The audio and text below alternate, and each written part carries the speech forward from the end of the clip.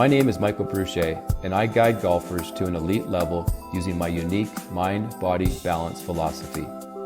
After many years of trying, most golfers can't break 80. Many golfers struggle to put together a game that is consistent and will last or repeat on a daily basis. I help identify the problems they suffer, establishing a roadmap that is custom to their needs. From that point, I will work on strengthening the mind and building better biomechanics, allowing for the swing fundamentals to perform. By helping build confidence, strength, and consistency, you'll be able to have better balance in your performance both on and off the course. But don't take my word for it. I have many testimonials from clients which you can check out on the website at michaelbruchet.com.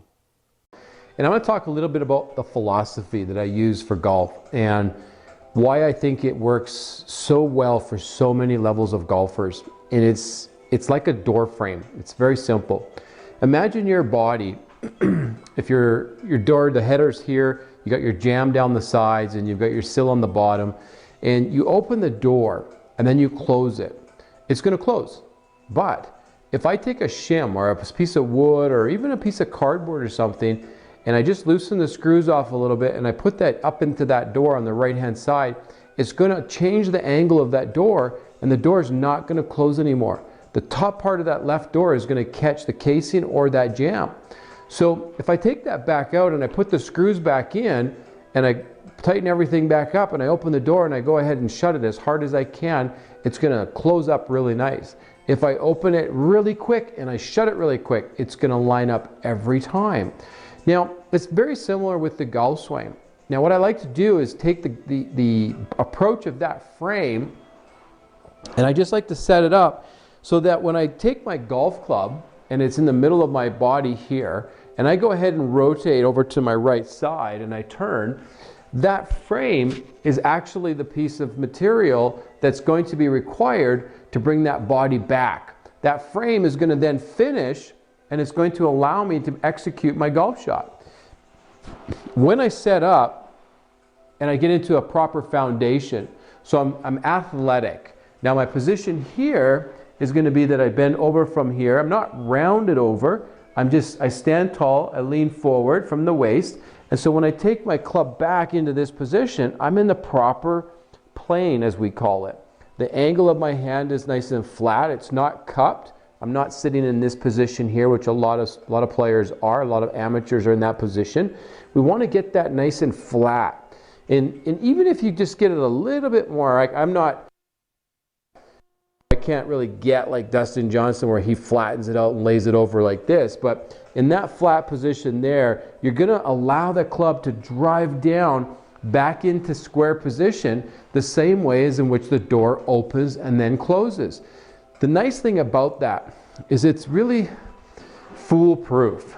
And what I mean by that is that you take the club and you deliver it to the golf ball and you simply continually turn the body through to your target. Now, if you do that, I was just doing a demonstration to kind of get an idea with numbers. If I take an 8-iron, this is my 8-iron right here that I'm using tonight. This is a TaylorMade, this is from 2012, this series, this head. It's one of the best heads that TaylorMade ever made, but it sits in my bag here in the studio. I don't use them anymore, but they are an awesome golf club. Okay, let's get back on topic.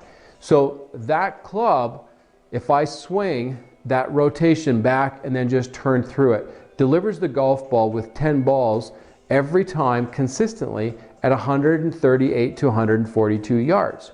Now, if I do the same thing and I bring power and I load from the waist down into that shot, that club jumps from 142 to 156 to 160 yards. So roughly 10 to 12 yards difference. Now, when I'm going to load, I want to create a coil. So as I get into this position over here, this is my turn, I've loaded onto my right side. And as I push off my right side, I'm pushing from the inside of my arch of my foot on my right leg, and I'm pushing into the left side and turning around that position. Now, when I do that, my upper body stays back here as long as possible, and I create what we call lag. So if you look at any of the older videos of Lee Trevino, Ben Hogan, you'll see their club is way up in here as opposed to down here. A lot of times I see amateur golfers come back to here and then they do this. We call that fishing. Like you're throwing a fishing rod, right? And you're just reeling that fish in. It's like, whew, let's go catch some fish. That's the thing that you don't want to do. You want to maintain that angle as long as possible, maintaining a back that's got torque, so that when you get that lower part of your body driving through, the upper part of the body is starting to uncoil and then deliver that club down to the ground. And look at my left side. It's nice and straight, perfectly solid. That club face is going to meet that golf ball and it's going to release. And as it releases out to here, I've got great extension and it continually travels down the line. Now, that is all great, but you need to make sure that the foundation in which you're using, your legs, your hips, are strong. So your glutes, your calves, and your quads are all engaged. And a lot of times I see when the players are setting up, they're just kind of like doing this. It's like they're dancing. If someone, I'll just back up here. It's like this motion, and they get this rhythm over into here. They think that they're turning, but they're actually just picking up their club. And so they do this, they get to here, and then they just go like this, and they just picked it up. There's no more turning in the body. This needs to continually move and turn around, and your hands stay in the front. So when you actually look from a side angle here, the turn is right there. Look at where the club is. It's right in front of my sternum. In a great plane, because now I can pull down in that position and I can drive that through into the ground. And continually rotating my body through is going to allow that club face to travel faster. And its average speed, if you're swinging at, say you're at 90 miles an hour with a 5-iron, which is kind of tour average. If I get into that position and pull that down and through, according to TrackMan, my club head speed will jump up 6 miles. That's a lot. 6 miles is, I think it's around 12 to 15 yards. So it's a whole club distance difference when you're trying to get, say, a 200-yard par 3 versus a 215-yard par 3. Now you're hitting, instead of maybe a 4-iron, you're hitting maybe as little as a 6-iron or a 5-iron. But for me, when I'm hitting a 5-iron at about 195, 200, but my swing speed's 89, 88, 89 in that area, I can do the exact same swing, driving my legs, creating more power. I will actually pick up about 4 yards. And so that's the benefit of being able to really understand how that platform works. And if you can get your feet in a nice athletic stance, shoulder width apart, not too wide, but not too narrow either, that you're laterally moving out of your zone. You want to be strong in that position. And I always say it's like playing basketball, right? If I'm playing basketball and I'm driving to the net, I'm going to be in this position. I want to be strong laterally across my legs here. And my knees are in the same position. My hips are in the same position. So I'm moving laterally this way. I'm not coming up out of my shot or out of the athletic position. I stay there.